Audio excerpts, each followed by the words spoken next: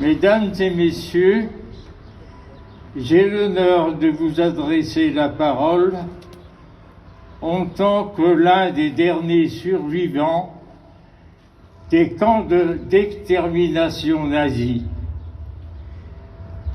Arrêté en avril 1942, j'ai été libéré le 5 mai 1945 à l'âge de 22 ans. Des camps d'extermination de Mauthausen, Gusen 1 et Gusen 2.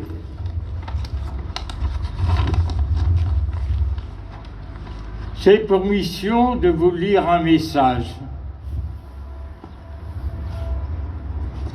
76 ans après le retour des derniers déportés libérés, le souvenir de la déportation demeure dans notre mémoire collective et ne doit pas s'effacer.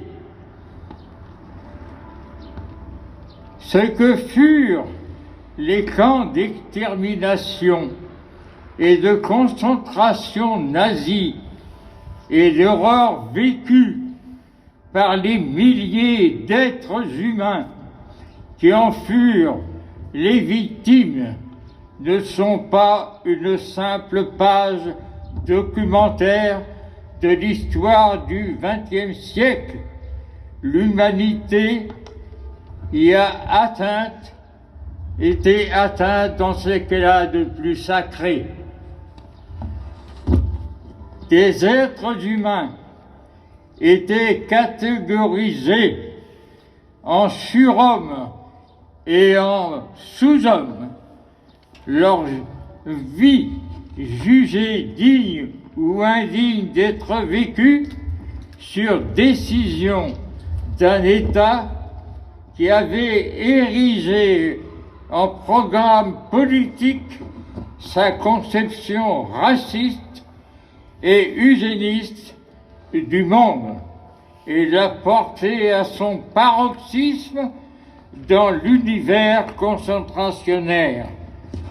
Des hommes, des femmes et des enfants ont été envoyés dans des centres d'extermination et dans des camps de mort lente par un système qui niait leur appartenance à l'espèce humaine et s'employait à leur faire perdre conscience de leur propre humanité.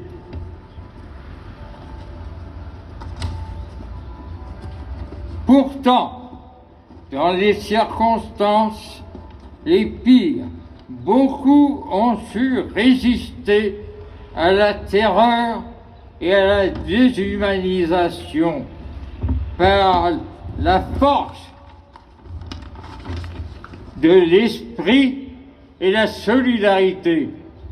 Leur engagement et leur combat sont un exemple à suivre. Il nous faut aujourd'hui encore résister à de nouvelles formes de fanatisme et de barbarie qui entendent promouvoir une vision raciste de l'humanité et détruire la liberté et la démocratie par la terreur. De nouvelles menaces nous appellent. La communauté de destin qui unit l'humanité au-delà des différences culturelles, ethniques et religieuses et des antagonismes idéologiques, politiques ou économiques. Face à ces périls, l'esprit réside dans l'engagement de tous, et en particulier des jeunes générations, à l'exemple des déportés, au service de la liberté et des formes nouvelles de résistance et de solidarité.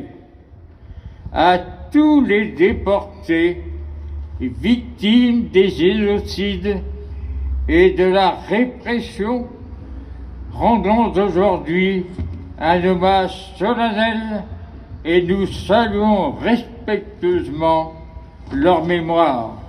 En leur nom, je vous remercie. Merci beaucoup, Président. C'est très bien.